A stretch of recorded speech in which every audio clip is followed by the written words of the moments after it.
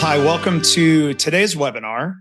It's part of the KaiNexus Continuous Improvement webinar series. I am Mark Graben, your host and moderator today. I'm a senior advisor with KaiNexus. I'm very excited about our topic today. The title is Creating Leader Standard Work Across a Distributed Business Model, and we're joined by our presenter, Brent Loescher. Okay, next.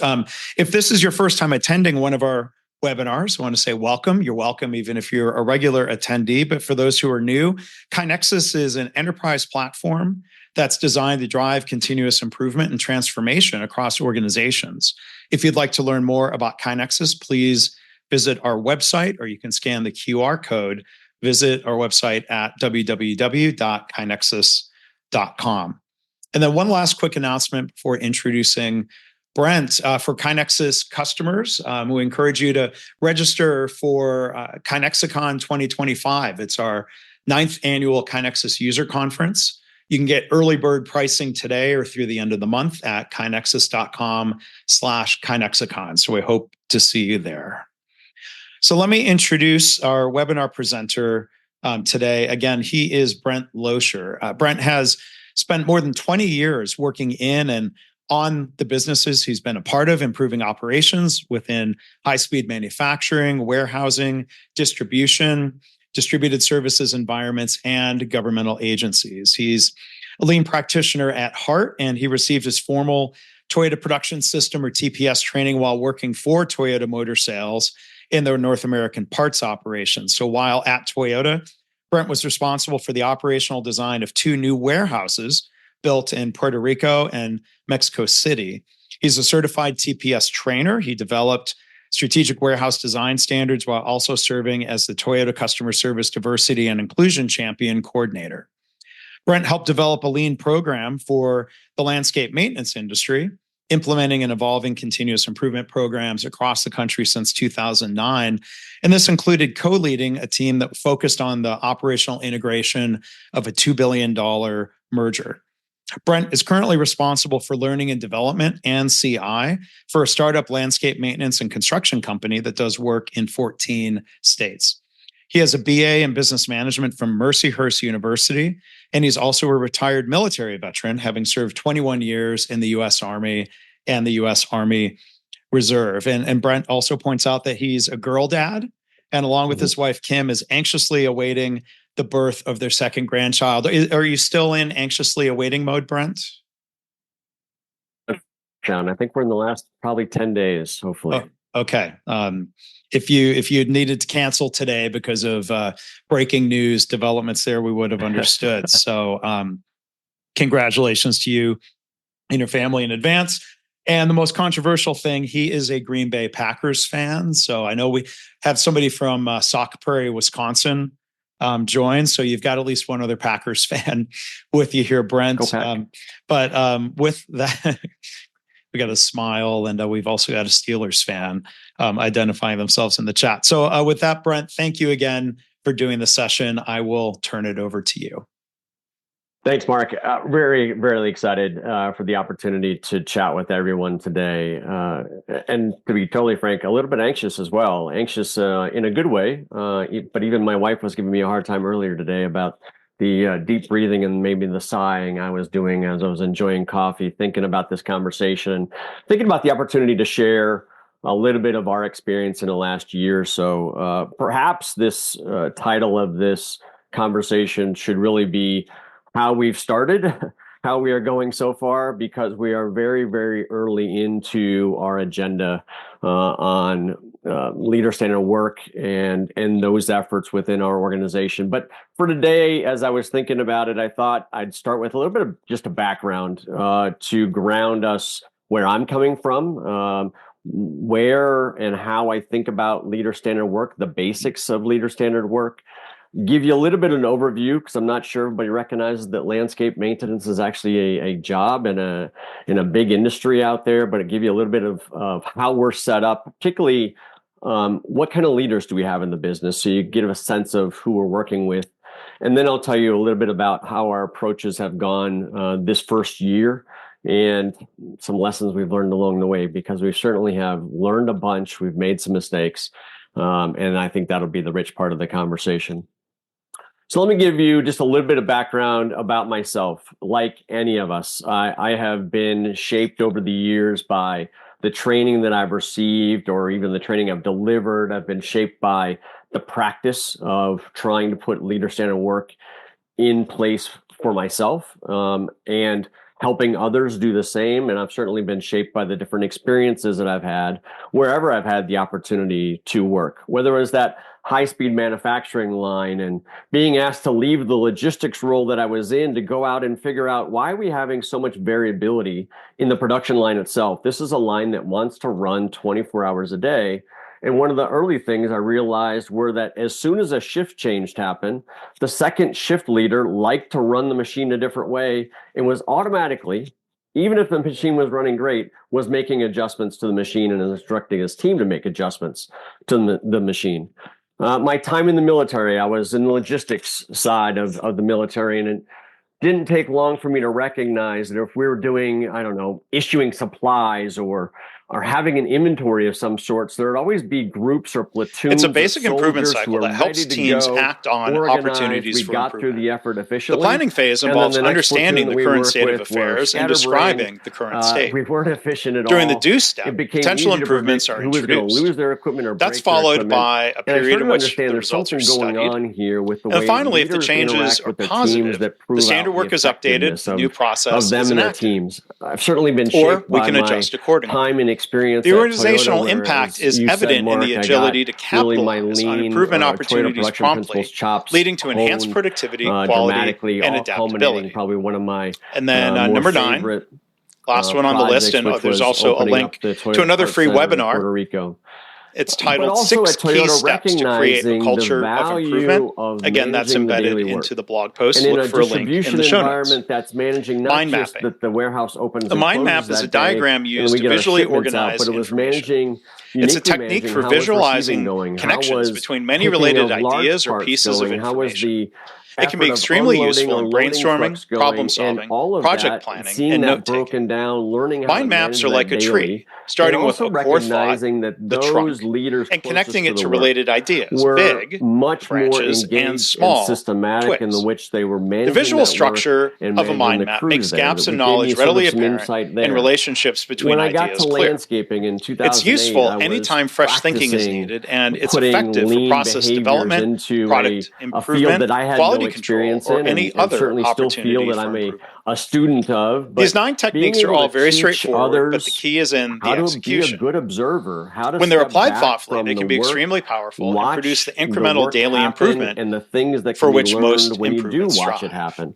All of those types of things. Thank you for listening. If you haven't already, please subscribe or follow to the podcast, the KaiNexus Continuous Improvement podcast. So that way you can hear from us again. That company, Valley Crest, at that point in time, we had 125 branches around the country. Getting to work with each of the individual leaders was fascinating to see, one, how they led their teams, but also if they implemented a new practice, how it positively affected them and their teams. And then really, just like honing my TPS chops with Toyota, I honed my views on leader standard work when I got a chance to meet Karen Martin. And Karen, we saw you jump on the call. Thanks for joining us today. And it was Karen and I co-writing the leader standard work basic class that is on TKMG Academy, a place where Karen has amassed a great collection of operational improvement topics, one, Mark, that you have done as well. And Karen and I spent a lot of time writing this lesson as we reflected a little bit, realizing and maybe we've spent more time writing this lesson than some of the other ones that she has on our site, and particularly because there had not been a lot codified around the idea of leader standard work in the past. Karen had come across some writing by David Mann, who in 2006 published his great book, Creating a Lean Culture. And there he mentioned the idea of bringing standards into leadership practices, but there wasn't a lot of information on the how to. And so my shaping of the way I think about it, and this has been now maybe almost 5 years since Karen and I had these conversations, has continued to be refined around what Karen and I came up with when we put the Leader Standard Work class together.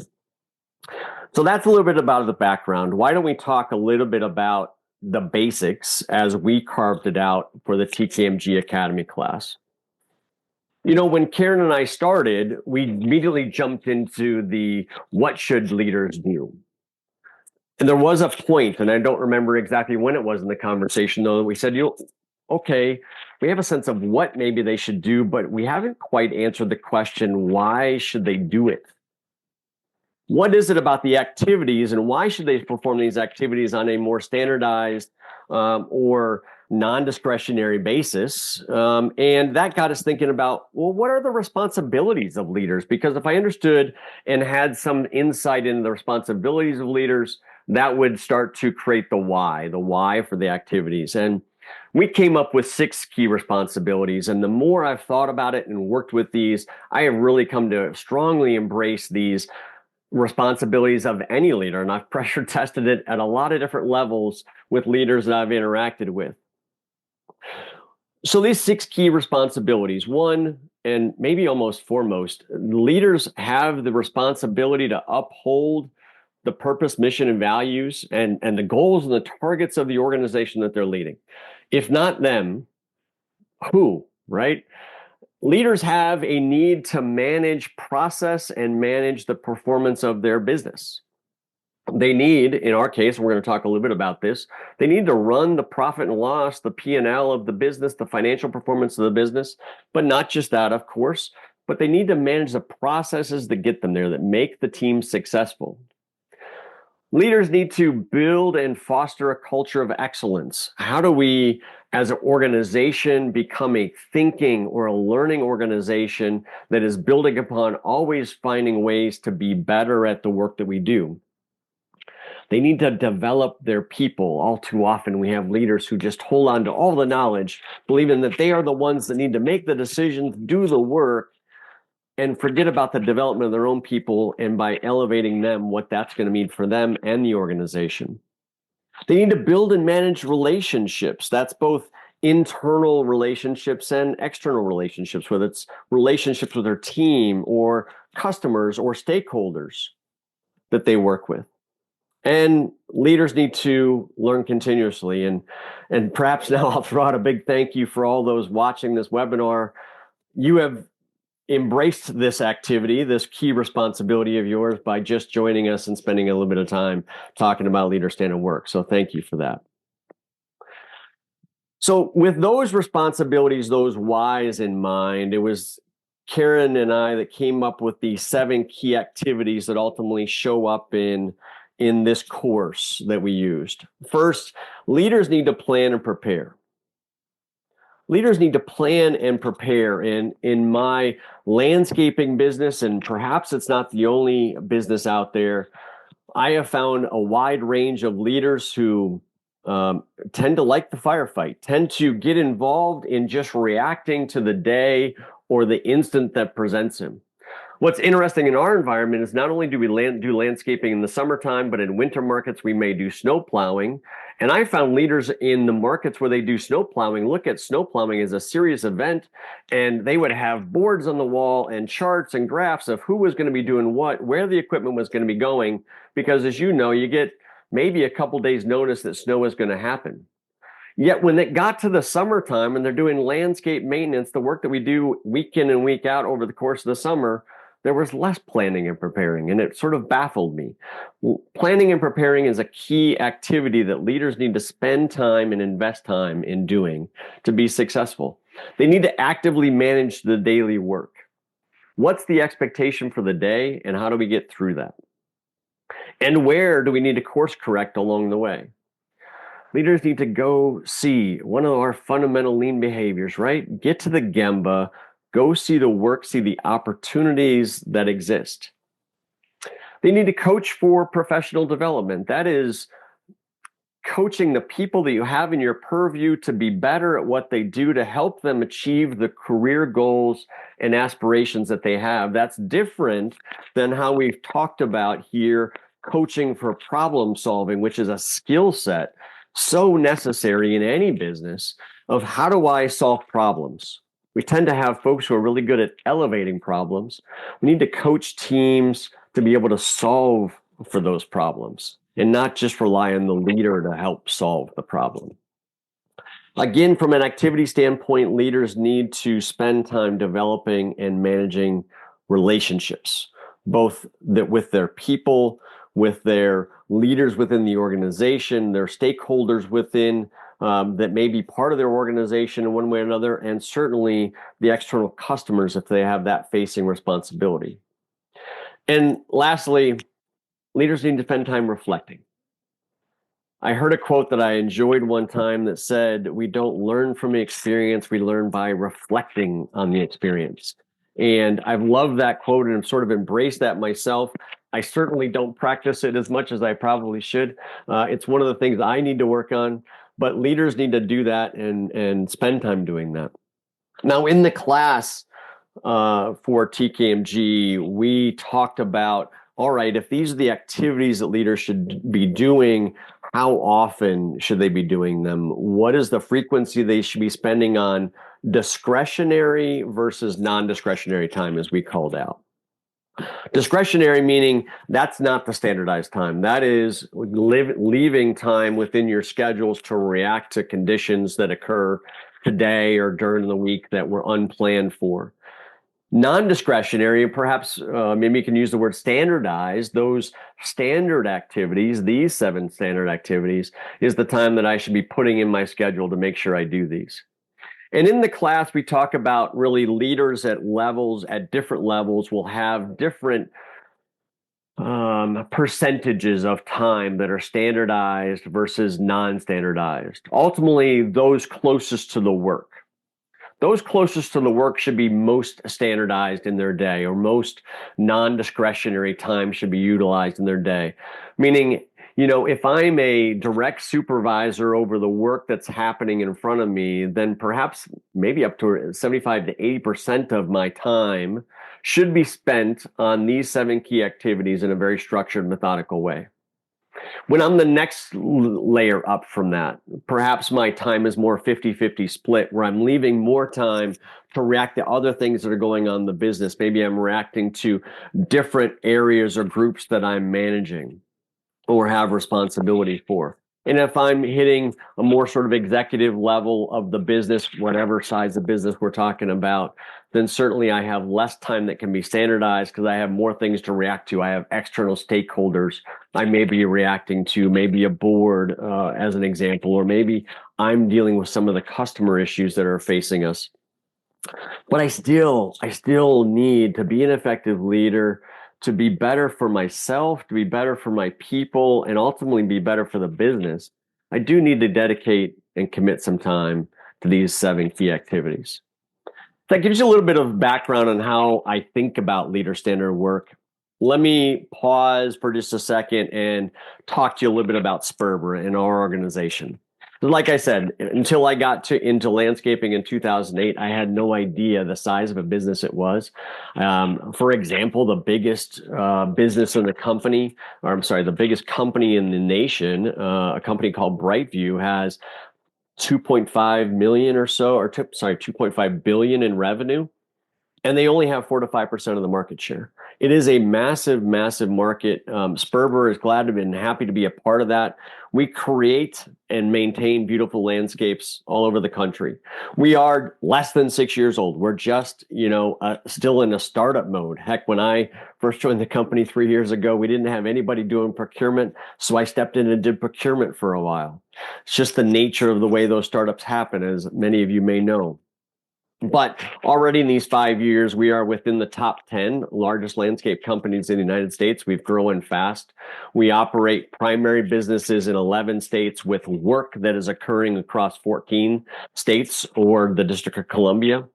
We have across those states what I'll call branches, and those are 30 plus branches, each of them having their own P&L and each of them having a P&L owner that runs the business. 16 of the 17 landscape businesses that we have across the company are through acquisition. And so what that gives us is an organization that is made up of 15 or 16 widely varying cultures and operational practices, even though we're all doing landscape maintenance work, but some of these businesses had been family run for 30, 40, 50 years already and had their own cultures that they brought to the table. Part of that is why we brought them into the table. We wanted them part of the Sperber family because of the culture that they have, because of the name that they have in their own marketplace. But as positive as those cultures are, that's also a little bit of the challenge that you have when you try to implement things, and particularly as you start to dive in around leader standard work. From a structure standpoint, may be helpful to understand how those branches are set up and the different leaders that we're talking about. Within a P&L itself, one of those branches, we have what we call a branch manager. We talk to them as they are, look, you are the P&L owner of this business. It's your business to run. We're here to help you do that. Within that branch, they're going to have a sales leader, somebody who is actively looking for, searching, finding new maintenance work. They have administrative leaders running the administrative side of the business to help out with everything from AP to AR to payroll, all those normal types of things. We have client-facing leaders. That is the account manager who is responsible for an ongoing maintenance account and the person in direct contact with the client or multiple clients that for those accounts that they oversee. We have production-facing leaders in many cases. Sometimes the account manager is one and the same. They're both client-facing and production-facing. But in some businesses, we have a strictly production-facing leader who is overseeing multiple field teams or multiple crews. And then we have those leaders of those field teams or those crews. So we have a variety of leaders in our business. And as I've talked about, I firmly believe that each one of these leaders has key activities they should be doing to meet their daily responsibilities of their role. For our focus at the Sperber level, I'll say that our primary focus over the first year, and really 2024, has been with the branch managers, the P&L owners, and those client-facing leaders. We are expanding that as time goes along. We have interacted and engaged with every one of these leaders, but our primary LSW work has been with the branch managers and those client-facing leaders. So what's been the approach? The approach really has been driven, and I'm happy to say that I have this kind of leadership in our organization, but our CEO also has a military background. Jeff is a Navy veteran and a Navy veteran of running on nuclear missile submarines, nuclear submarines. And he has consistently, in all of our trainings and all of our engagements with our leaders across the country, been focused on what he calls consistent leadership practices. Read that, leader standard work. Consistent leadership practices from his experience in the Navy. He goes, look, there's one way to turn on that nuclear reactor within that submarine, and everybody in those submarines is taught the exact same way. You consistently do it to ensure the safety and functionality of that reactor that's powering that submarine. And so having that focus has been really, really helpful in beginning to implement some leader standard work across our organization. But we didn't jump in on all activities. We really said, you know what, there's a couple responsibilities that we need to focus on first. We need to focus on our culture and what is the culture of this company, Sperber? How do we honor the culture of those businesses out there in the States, very distributed, but also how do we embrace one culture as a family? And how do we manage process and performance? And what do we mean by that? When it comes to activities, we have spent time working on how I manage the daily work. What are the key things that drive the business? For us, it's labor.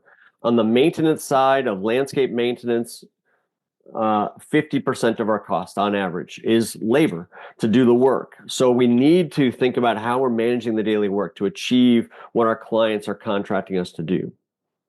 We have spent time going and seeing and learning how to see. It's a skill set, as you all know. And then we've also talked about developing and managing relationships a fair amount, and specifically on that client-facing side, because one thing I never knew getting into landscaping, I thought, hey, it's mowing grass, it's pruning shrubs, but I never fully appreciated how much of a relationship business this is. This is landscaping. We're obviously dealing with living, breathing things, and I'm not talking about our people. I'm talking about the plants, the grass, the trees, the shrubs. It brings about a ton of variables. We're talking about we deal with Mother Nature, and two of our businesses in Florida already having to have dealt with two hurricanes this year and the outcomes of those and what that means to landscape maintenance on their properties, let alone mean what it meant for their own branch, their people, and the safety of them along the way. So we spent a lot of time on culture. And one of the very first things, and we've been doing this really since we started in the first year, is we've been focused on safety. Safety first. It is the most important thing that we can do for our team in the field to ensure that they're going home with the same fingers and toes that they came with this morning.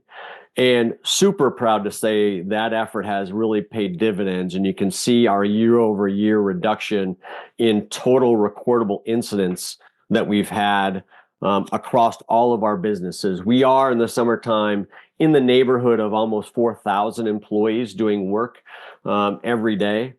And safety for us starts the first thing in the morning, and it starts by being leader led. That we are on time, that we are in the proper protective equipment, like as you can see in the pictures, safety vest, earplugs, glasses, we have access to gloves, and that we do a stretch and flex. Now, each of the leaders have adopted their own sort of cultures of how they do the stretch and flex. Some are bringing speakers out and playing music and having a lot of fun with it. But all of the leaders are there in front of their teams. They're dressed just like they expect their team to be. And they're engaging with their team to remind them that safety is the most important thing that they'll do every day. And we've had a lot of success in shifting that culture across all of these businesses. We had a need, those are kind of blurry, we had a need to really focus on roles and responsibilities. 16, 17 businesses across the country, 30 plus branches, all doing landscape maintenance work. Yet when we peeled back the onion a little bit, we had over 220 titles being used at that branch level. Really, really hard to develop any kind of programs around training and development and learning when you have so many titles and different approaches to it. So we've spent time this year focused on how do we align on those client-facing roles and the responsibilities of those client-facing roles versus what are the roles of the production-facing folks or the business development staff or the administrative staff. And we spent a ton of time talking about that through Zoom sessions and in-person training sessions where we've brought people from around the country together. And I can tell you, we've really shifted the needle on that. In a recent meeting that we had in Dallas just last month, the amount of conversation that we were having across the board was vastly different than it had been a year ago because we're using common language finally. We've also sort of worked hard on that common language piece and playbooks, if you will, for how we execute the work every day and making dramatic increases in that. I mentioned the other responsibility that we focused on, and that is process management and performance management.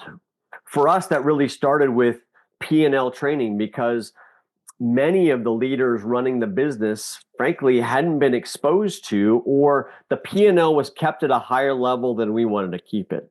We come from the perspective that every one of our leaders should understand the basics of a profit and loss statement, how budgets are created, and how we manage the overall outcomes of the business from a growth perspective and a performance perspective. But we couldn't do that if we didn't speak the same language and they didn't know that. And for reasons not too surprisingly, family-run businesses may not have shared those details of the profit and loss with their team members the way we are doing it now. But like I said, we've executed on that and spent a lot of time training on that via Zooms and in-person sessions with our team. We have ensured that our branch leaders know that we think of them as the P&L owners, the branch owners, and that they should be thinking and making decisions in that vein. And we have started working on, and we did this early last year with the weekly reporting that would be fed from the corporate level of some of the most important key indicators for us to be looking at every week. And with our operating system, we have started to introduce dashboards that allow every branch manager to see the same dashboard that is showing the performance of their individual team, their individual P&L along the way. We have a lot of work to do in this still, by the way. 2025 is already seeing us working on a clearer matrix of expectation when it comes to the daily management of work, the weekly management of work, the monthly management of the P&L. But I mentioned a couple of the activities, and here are some. We did engage McKinsey to help us a couple years ago and do some studies. And after those studies, we went out and spent 8 to 10 weeks at individual businesses to really get our boots on the ground and spend as much time as we could with the teams to begin exploring things, leader standard work that we believed would help our businesses improve the way they work. And when it comes to actively managing work, it started with our morning and end of day practices. And in the morning, this idea of huddles was introduced. And I'm happy to say that it was piloted in 2 locations, but it's already been adopted by 3. The 2 that we worked with, certainly as any change happens, it took some time for it to become a normal habit and to see the power of having that morning huddle to collect the people involved. But we framed out a levels of cascading huddles that you can see here, where a level 1 huddle, and it's the middle picture there, is my production-facing leader meeting with his 4 or 5 crew leaders and talking about the day. Do they have what they need? Do they know where they're going? Do they know how much time they're supposed to be there? And do they have the people, tools, and equipment to get the work done? And then moving to a level 2 huddle, which you see in the right-hand column, which is now all of the production-facing leaders, as well as client-facing leaders and the branch manager talking about the day. The crew is now out. They've already begun work. Now the leaders are having a huddle to talk about the day. We haven't quite got to the level 3. There are some businesses that I think would still benefit from that, but super excited that that caught traction and is a good practice in a couple of our businesses. The third business that picked it up naturally was a gentleman who had left one of the first 2 pilot locations, moved to the other business and said, guys, girls, we are much better off if we do this huddle thing I learned at the last place I was, and started on their own. We're going to see further rollout of huddles across the board going into next year. Go and see. We practice it a lot. And I'm, again, happy with the leadership that we have at the business. Our president of the maintenance business models this every time he's out in the field. He's in Florida today as I speak, out in the field with our crews. Now, we do have the benefit that our Gemba here in landscape maintenance literally is the field. It's the front yard. It's the park. It's the entryway to a resort where our crews are doing work. But we have been, through various means, whether it be in-person sessions or through those pilot locations, getting leaders out and teaching them the benefits of doing observation and what you see and learn there and what can happen when you go and see. We have focuses that we give them that I think helps them in their observation. First is, I want you to be looking for safety things. Again, the most important thing that we do for our teams. I want you to be looking for quality because that's what our customers expect. And then I want you to be looking for forms of waste, maybe things that at least scratch your head and go, why are we doing it, or why are we doing it that way? And with those things, see the opportunities that we have to improve and indeed improve work. We've been doing observations in yards, in our trucks and trailers, and our job sites. I've even attended a couple of staff meetings, and in our staff meeting, they're sitting around a conference room table, and one team I caught off guard, they were having a conversation of how they thought they needed to improve how they were storing fertilizers and chemicals. And I got about 2 minutes into that conversation. I said, can we pause? Can we go to the Gemba where you're storing the fertilizers and chemicals? Let's get up out of our chairs. Let's have the conversation right where it is. It's going to make it more lively. And doing things like that has really helped the team realize the power of go and see. And lastly, developing and managing relationships. We've spent a lot of time there, particularly in the client-facing side. It is such a relationship business and important to us. We've been sketching out with our client-facing leaders, hey, here's some time blocking of a typical day for you. We'd like you at the start of day and the end of day practices. And we know that you have some desk time that you need to do a proposal or answer some emails, but then you've got to block out time to be out there and see your clients. And see your clients on their job sites. Go and look at the office building and the landscape. And we've talked to our teams about effective site visits done really well actually help increase the capabilities and embrace some of the key activities that all of our leaders should be doing anyway.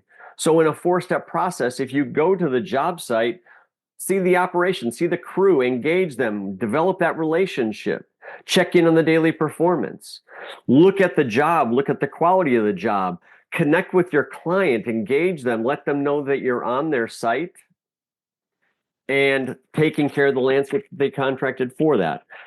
Working with our teams on effective site visits is another way that we've really started focusing in on the relationship development and that activity for leaders. That's been a fast year for us. And as I mentioned at the onset, we have learned a lot. We've made some mistakes along the way for sure. But there's some key things that I've learned, that our team has learned as we've tried to do this. Some of this probably is no-brainers to most of us. The first one here, the leader is truly the culture creator. And we have to embrace that leader and make them understand the changes that they are trying to promote. Because whether that leader is intentionally developing that culture of safety or accidentally, they're developing a culture one way or another. And we've really talked a lot about, are you intentional or are you accidental? And what are you trying to show your teams? If you show up in the morning and you don't have your safety boots on and your vest on, what culture are you saying to your teams? We've learned the right conditions must exist. The right conditions have to be in place for any change, but for leader standard work, that is also the case. If I have leadership transitions going on, maybe leaders being bumped up in leadership levels or new leaders being brought in, the right conditions need to be in place, meaning I shouldn't just operate on, I've got a calendar, I'm putting leader standard work in here at this business without asking myself the question first, is that business ready? And is that leader ready for that challenge? We've learned in very obvious ways sometimes, in very subtle ways others, that the teams respond faster than their leaders sometimes when you begin to put activities in place and make it a regular habit. And the one example I had was one of our businesses in Florida. They were trying the huddle idea out. They had tried it for a week. It was the second week of huddles. And one of the leaders had been caught in traffic behind an accident that morning. It was late for the morning huddle. But you know where his team was? His team was in their designated space waiting to have the huddle. And when their leader didn't show up, they started to have the huddle by themselves. Each of the crew leaders were talking about, where are you going today? And do you need any help? Leaders respond fast. Team members respond fast when leaders begin to introduce behaviors that make a difference. And the huddle was one example for me. It does take reps. It takes reps to build new behaviors. And we've really started thinking about our own approach to how we train and develop here, and particularly around leader standard work. And we have spent a lot of time sharing information. Why?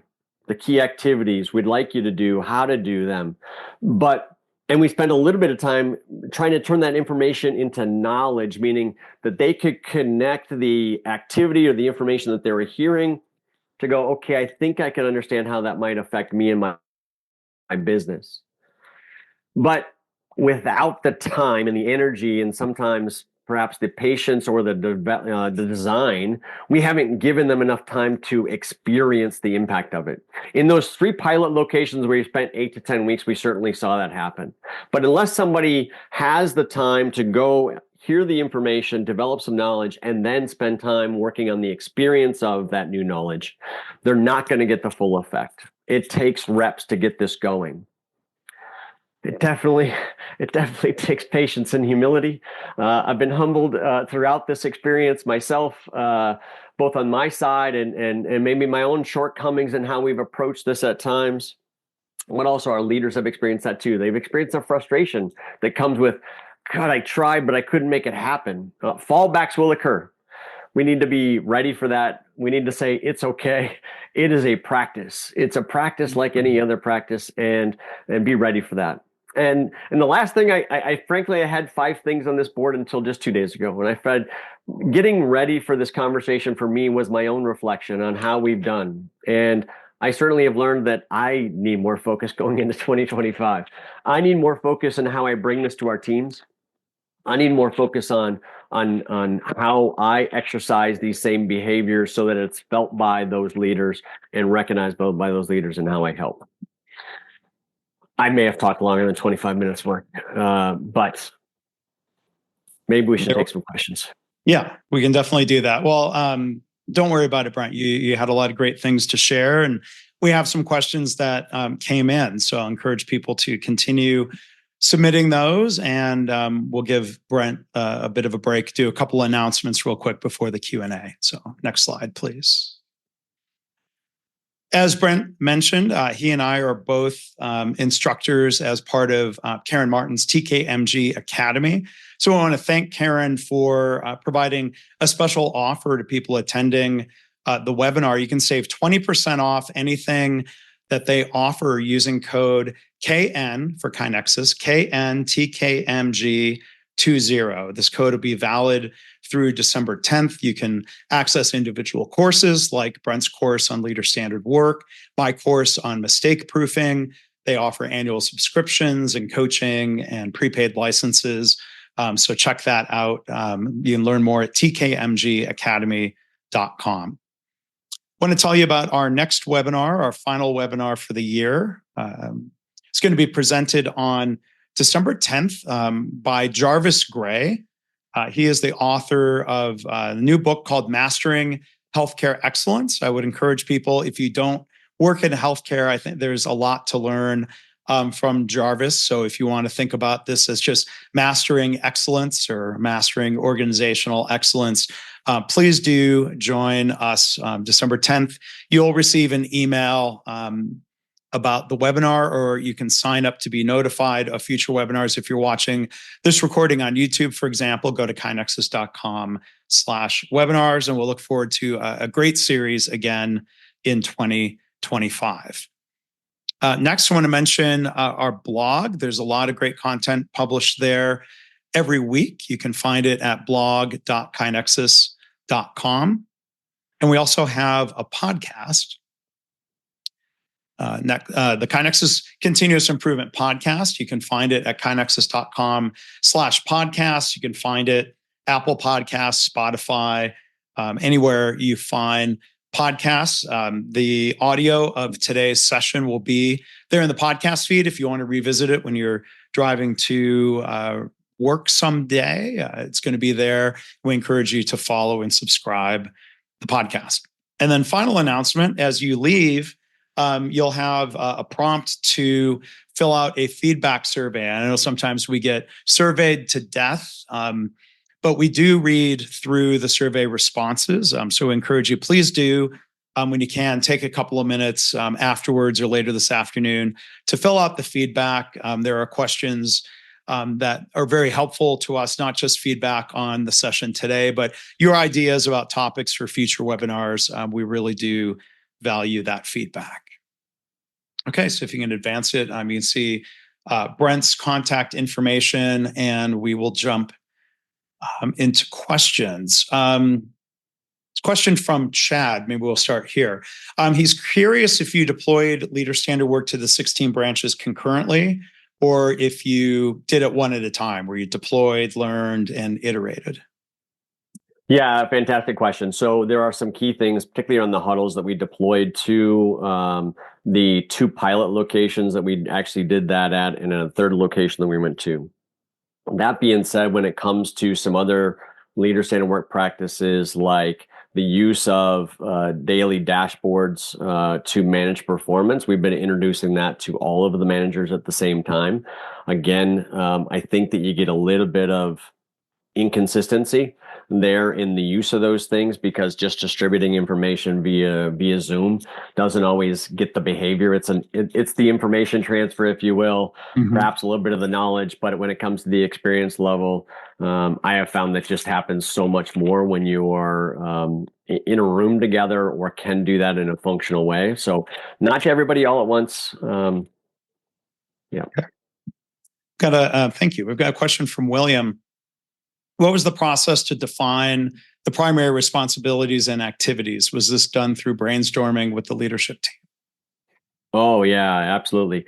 So we do have the benefit at Sperber level of having a whole lot of folks that have been in the landscaping business for a long time and have been part of other landscape companies in the past.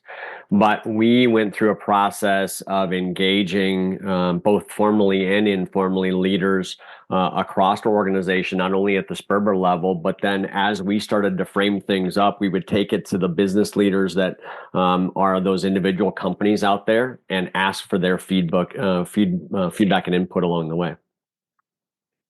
Okay, thanks. Another question from William is a follow-up. He's asking you could you please repeat the 4 steps to develop and manage relationships? Because that wasn't on the slide. He got connect with ops, survey the job, but missed the last ones. Yeah, so it's very kind of a landscape specific sort of approach, right? There where we have suggested if you go out to the field to observe work and are on a customer's job site, that there are 4 great things that can help any leader of our business. That is to engage the operations team, not only observe the work that they're doing, but also check in on them, perhaps have a lunch with them if they're hitting their lunch break. Are they on track for their daily work or not? Meaning, are they going to finish the jobs they have assigned? Second piece would be to see the job itself and prepare as an account manager to know what's going well on this job site versus know what's going not well. And I want to know that before I engage with my client, which was step number 3. So engage with my client and be able to say, hey, I'm literally on your job and I'm learning some things. Here's what I see. Here's what the crews are working on. What can we do for you next week when we come back here again? And then the 4th thing was add value to the job site. Our leaders, their biggest struggle in observation is that landscaping is very distractionary. When we get to our job sites, we tend to want to pick up branches and pull weeds ourselves rather than just observe the work. But somebody needs to pick up the branch and pull the weed. And so we encourage our managers to do that work along the way as well. Okay. Got a question from Marku. What do you think about differences between manufacturing and R&D? Do you think your learnings are equally valid in both areas? To be truthful, I've not spent a whole lot of time on the R&D side. On the manufacturing side, it was not at Toyota, right? I was on the distribution side of their house at Toyota, but the things I learned in that fast-paced manufacturing company called GAF making shingles, definitely sort of all applies. I think I've spent less time in R&D, and so wouldn't be prepared to answer much about that side of it. Okay. But I think that general point about these concepts being applicable in so many different areas, there might be some needs to make adjustments based on the environment. But I know people who have very effective leader standard work in healthcare organizations. And I think it's kind of that challenge of go try it out and see what you need to adjust, if anything. That's exactly right, Mark, and I agree. I think that I started those 6 responsibilities, and I look at a leader. I worked with a nursery. I've worked, Karen and I did a little bit of work with a government agency, and I was thinking about the leaders that they had there in an application licensing department, and I'm going, do those 6 key responsibilities hold true no matter what the leader is? And I kind of go, yeah, they kind of do. And then I started thinking about the activities, and yes, to your point, my approach may change a little bit based on the nature of the work, but I think it holds true. Mm-hmm. One question I wanted to ask, so I'm going to ask it as host. When you talk about reflection, I love that quote about how the learning comes from the reflection. Do you have any, sort of thoughts on like a framework or a specific that something that might guide our reflection rather than saying, okay, I'm going to sit and reflect? Is there kind of a framework or some questions that we can ask to reflect? Oh, that's a really good question. And I don't know that I've ever sat down and thought through that really methodically. Although I would say that my own practice over the years has evolved in one, as I've gotten better at planning and creating a plan for something that's going to happen. I certainly am thinking back to what was the plan. I do this individually, a colleague and I, when we run a training Zoom, for example, we may do 4 different Zooms throughout the day, the exact same Zoom. And after every Zoom, we're reflecting, going, how did that go? What can we do better next time? And we are tweaking and improving the deck. So I think it really depends. If I'm thinking about my week, I spend time thinking about what did I have planned to get done this week, and what did I not get accomplished, and what things should I have planned on but didn't, meaning I didn't anticipate them well enough. If I'm thinking about, the month or the quarter, as my team starts to think about 2025, we are thinking about where do we come from? And good Lord, it didn't look anything like we thought it would at the beginning of 2024. But we're trying to figure out how that applies to 2025. So I just maybe organically have taken a couple different approaches. Yeah. And, that question of what went well, what could have gone better. Those are two of the questions we ask people in the survey about the webinar. But I think of, one thing I'll suggest is, I think in parallels to things I've learned from Toyota people about problem solving, I think similar questions can be helpful. What did we expect to happen? What actually happened? Is there a gap? And then try to think through, well, why was there a gap? And sometimes that gap is that we exceeded expectations. Why was that? Yeah. Is there something that we need to make sure we repeat? So, I think that, or, PDCA, just kind of checking what we did and asking what adjustments, if any, would we make? That's one way I try to reflect. I like that. So, question here from Beta. How can you ensure that branches will follow your plans when they've been doing it their own way for many years? Have you run across resistance or challenges? Definitely. We've run across challenges with, I wouldn't say it's resistance, right? To me, it is all change. And change, as we all know, can be scary. It can be scary because of my own fear of not knowing a different way, or going, look, I've been successful for 30, 40 years doing it my way. Why do I need to adjust? And so all of those things, I'm in a much better place myself than I probably was thinking about that 20 years ago, where I probably had much less patience for that type of expectation, or I had much less empathy perhaps in my approaches. But I've come to expect that and really, really work hard on first understanding their perspective and how they've done things, because there's definitely things that we have learned from all of the companies in the Sperber family, best practices that exist out there, no doubt about it. And we embrace those and share those across the organization. But if we are trying to put something new into place that perhaps a team has never done before, we have a lot of sort of empathy towards understanding, what do they do now? How do they do it? And how could this be transitional for that? And work through that with them. Okay. Thank you, Brent. Let's see. William asked, let's see, have you seen improvements to safety, quality, and performance due to the introduction of the standardized huddles?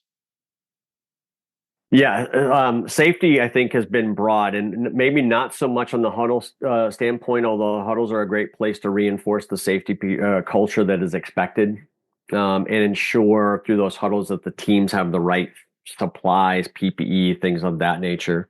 But I think the bulk of our safety effort has been a combination of the expectation around creating those start of day and end of day practices with the stretch and flex as our trucks leave out in the yard, putting in place a gate check where we have leaders checking to make sure equipment is tied down, tires are properly inflated, et cetera. We also have, I would call it a 30-minute safety huddle for the entire organization. We have 170, 180 people jump on a call every Tuesday. And that constant reminder that safety is important and taking time out for that, and sharing accidents or near misses or incidents that happen across the board certainly affect or help others avoid those in the future. So definitely on the safety side. On the huddles, I think the quality of conversation and the relationships have stepped up, meaning the leaders are more engaging with their teams rather than just quickly going, hey, you got everything you need? they're actually having a conversation, starting to ask better questions and provide better support, and starting to learn how good of problem solvers their team leads are. So I think from a quality standpoint, that has come up. And starting on the efficiency side, I think it's a starting point. Maybe we haven't seen it quite yet, but starting to get an expectation of, hey, you are going to 4 jobs today. You're supposed to be at each one of them for an hour and a half or 2 hours. And are we hitting those marks, and are we accomplishing the work the client expects? I think we're starting to get some focus on that too. Mm-hmm. Yeah. And maybe following up on that question of how do you ensure that different teams or branches across 14 states are following standards? Are there lessons learned about? I mean, it's probably difficult to go and see. I don't know how often senior leaders that oversee, such a broad region, do they go and see? Is that more based on local leaders within their state or area? Yeah, good question. I'm sorry I didn't answer that one before. Multiple ways we try. Certainly, we have challenges with it because the amount of time to follow up. But at the Sperber level, if the safety leader that we have, our director of safety or regional director of safety, are going, they not only are looking for safety things, they're going, hey, I thought you guys were doing huddles, and they know the purpose of the huddle, and should that be put in place. They know some of the other expectations we have around checking our dashboard. So that in all of our executive team, as we travel, everybody is in tune around what those expectations are and can help follow up on that. Beyond that, I would say that we get some sort of check-in on that when we have weekly calls, whether it be a sales call or a labor management call or something like that. It's not just asking, how are you doing? It's, please bring up your dashboard. Talk us through what you're seeing in the dashboard. Talk us through those jobs that may be in jeopardy of some kind, and having them practice it live with you on the Zoom. You get a quick sense whether or not they've opened that in the last 5 weeks or not. Really, really quickly when you make them do it. Yeah. Okay. Well, we've got a couple minutes left. Maybe Brent, if you can pop that slide up once more with the screen share. There's a lot of thank yous in the chat. People sometimes have to pop off a couple minutes early because of their schedules. But I want to thank everybody for attending today. Dave says, great session. Thank you. And again, as a reminder, everybody, please do take a couple of minutes if you can with that survey. I want to invite you to check out we have more than 100 previous webinars in our on-demand library. You can find that at kinexus.com/webinars. There's a big old button in the sidebar. You can also find our webinars on YouTube and our YouTube channel. So we've got Scott saying, enjoyed as always. Thanks, Brent. Thank you from Karen. A thank you from Laura Hall, and outstanding session, Thomas said. So again, a final reminder, I want to thank Karen Martin and TKMG Academy for their special offer. You can save 20% on anything in their great education library using the code KNTKMG20, KNTKMG20. That'll be valid through December 10th. So Brent, thank you. Is there any kind of final thought or even just a farewell from you? Oh, one, just again, thank you. Thank you for the time, Mark, and the opportunity to do this. It's been a wonderful learning experience for me to put myself through the own reflection on this, and is already helping to start to shape my 2025. And I certainly appreciate the questions, the attendance we had. Leaders at all levels, we need to constantly learn, and I'm so happy we're doing so. Yeah. Well, thank you again for accepting the invitation to come and do this session. Great job, Brent. And thank you, everybody, for attending live, or thank you for watching the recording or listening to it. So again, I hope we'll see you all on December 10th, Jarvis Gray, author of the book, Mastering Healthcare Excellence. So thanks again. Bye, everybody.